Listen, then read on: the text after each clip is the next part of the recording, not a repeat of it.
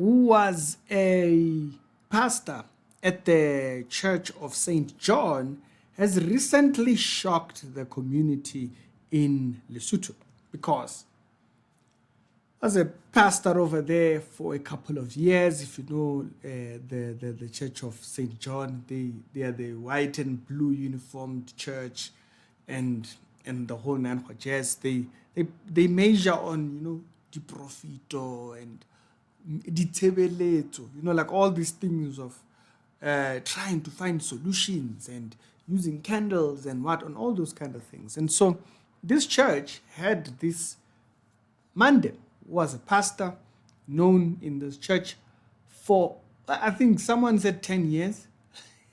I'm not sure. I cannot verify that part.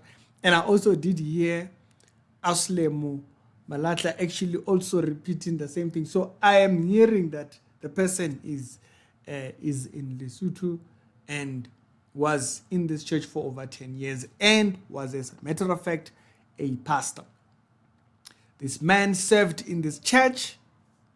So you're like, okay, Ricky, what happened? The man then recently passed away. When the man then passed away, I'm going to show you his picture. They found out that the man then was disguised as a woman. Yes, they found out was disguised as a woman.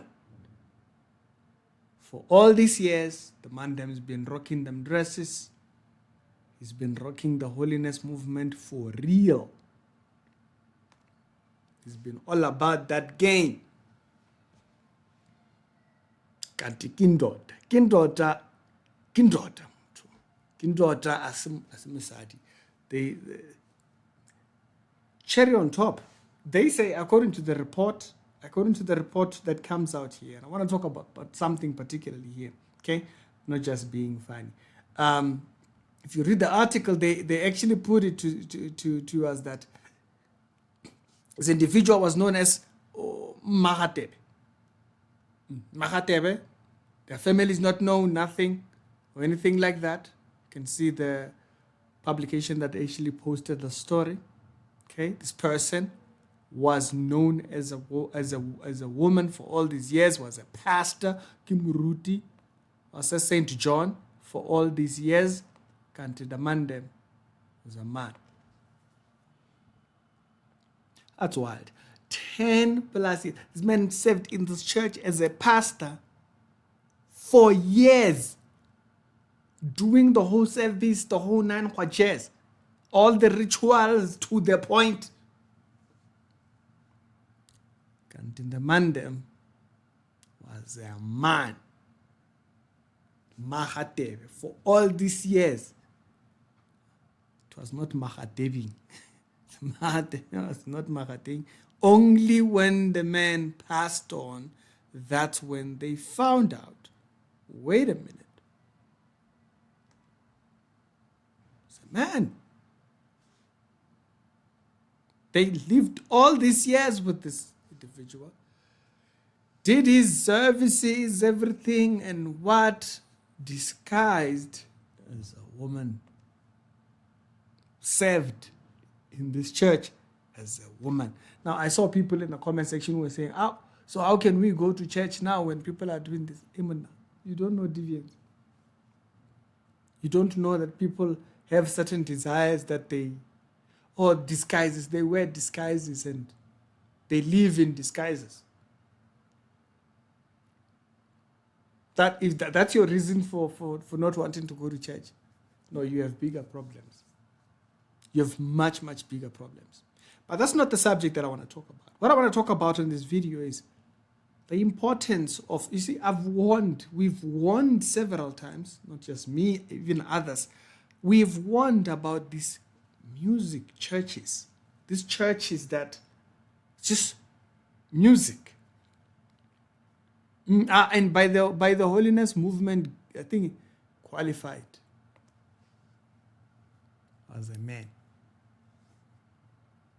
What do you say now? I want to show you something about what the church is supposed to do. Not only are we supposed to just be a center of a place of worship unto the Most High. That's not just all we are. What we are is a body of believers. It's a body that's accountable to each other.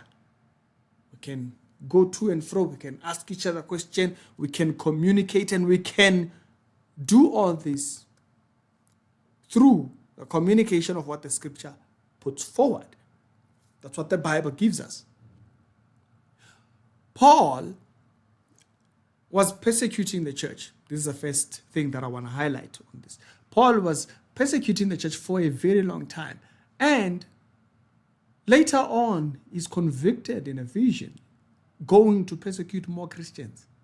And he becomes a believer, and he firms up in his belief. And at one point, after preaching for all this while, he thought, you know what? I need to go and visit the guys in Jerusalem. And he went off and visited the guys in Jerusalem. Not because they are the center, even he says it. It's not that he was there so that they can teach him. No, it's that it's to show that unity in belief, unity in understanding of what the scriptures teaches. He says, I didn't go there for human approval. It's very clear. But it is what shows unity within our belief. Until then, I will just discuss. He keep it in discussion. In a different instance, the Bible actually puts it like this. You have the Acts of the Apostles, chapter 2, verse number 40. And it says, and every day they continued to meet together in the temple courts, and they broke bread in their houses, and they ate together with glad and sincere hearts. You see, the fellowship continued outside of the church in sincerity. I'm not saying people should just be going up into people's houses or anything like that. You send one person, 2, 3 people. We've seen this person in our church, and we continue the fellowship outside. It's not just we see you in church. We don't know who you are. Over 10 years, Mandem was in the church. They didn't know it was a woman.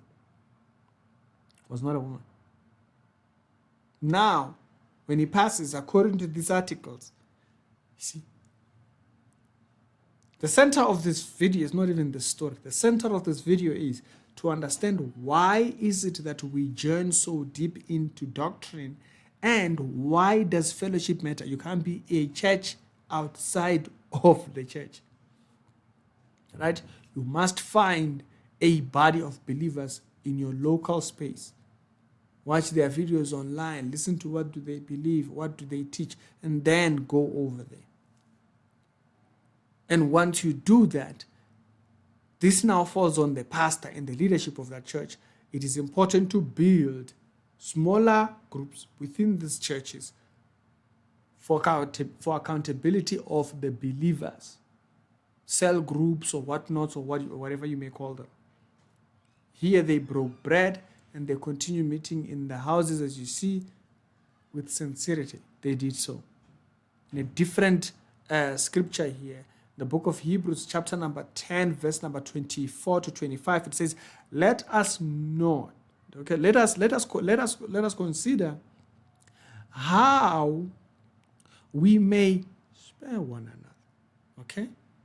We may stir one another towards love and good deeds, not giving up meeting together, as some people have made it a habit, but encouraging one another, and all the more when we see the day approaching, meaning when we see these end times coming, we should continue dwelling together. You see, so the Bible and our continuation in doctrine is important, because it doesn't only teach the other person. Some people, they are a little bit wonked up in doctrine and stuff like that. But for some other people, what you tend to find is that we are able to build bonds between us concerning what we believe. We find out what we disagree with, and some of those, we just allow the other person to study it further, and maybe they'll come to your conclusions, maybe they won't. But we must know what are the standards And you will find I always have an issue. That's why I've always had an issue with the holiness movement. It's because they attack primary doctrine. So if we are attacking primary doctrine, we have a problem. When we are still questioning people, I don't know, we have a problem. We're still questioning salvation.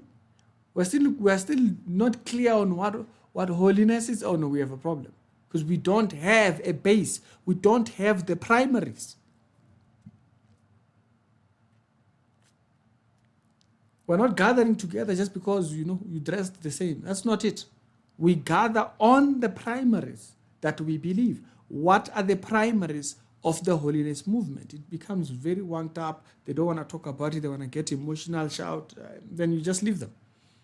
Okay, you want that? That's cool. So we continue breaking bread. That's not just food. That's also in the word as well. And so we continue in the word together. Right?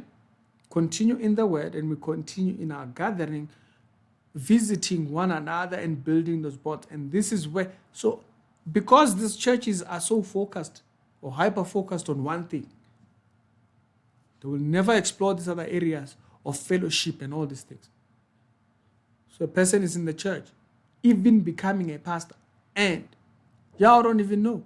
Man, them, it's not a lady. That's wild. That is absolutely wild. And what is the church teaching concerning those things? I don't get it.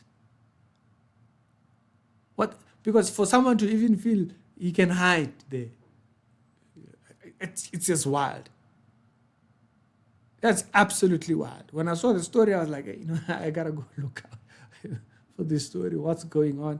And I thought it is a very good example of what fellowship was supposed to do. It was supposed to come to a point where we can really account for who you are. It's not this thing, mega churches where you know nobody even knows you are there. It's churches that are broken in between thingy. This person doesn't know, this one knows you. You can account for the people that are there. Not this, where we don't know you. We don't know who you are, where, what, nothing. It's not supposed to be like that. It's Ricky. Yeah, tell me your thoughts in the comment section, and I'll see you